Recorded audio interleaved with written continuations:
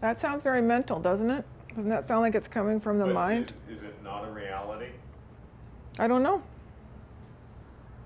I want to feel that in my body, not just use a mental thing. Of course we're going to get along with some people more than others. Of course it's better if we have certain things in common. But people go looking for their type and they miss everyone around them. Okay? I was out with a younger friend when we were single. We were out trying to meet men. And she goes, oh, that one's my type. I was like, I can't see how he looks different than the guy standing next to him. But she is still single because that she's focusing on her type. Okay, so what I would say is you play with that idea and see if that's working for you or not. Okay.